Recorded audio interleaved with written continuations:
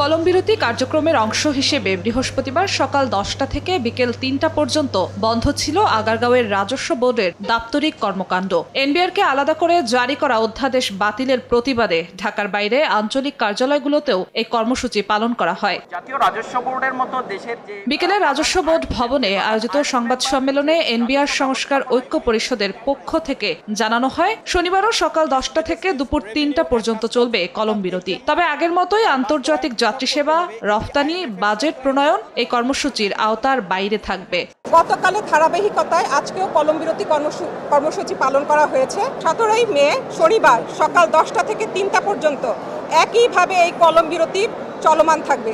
এদিকে এদেশের বৃহত্তম স্থলবন্দর বেনাপোলেও কলম বিরতি কর্মসূচি পালন করেছেন রাজস্ব বোর্ডের সদস্যরা। এতে পণ্য খালাস প্রক্রিয়া বন্ধ থাকলেও স্বাভাবিক ছিল আন্তর্জাতিক যাত্রী যাতায়াত। বাণিজ্যিক পরিস্থিতি স্বাভাবিক করার দাবি জানিয়েছেন বন্দরের ব্যবসায়ীরা।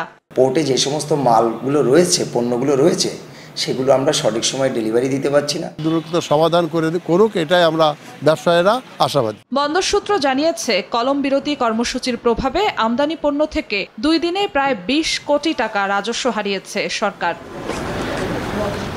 জিনাতারা জশোয়া, সময় সংবাদ, ঢাকা।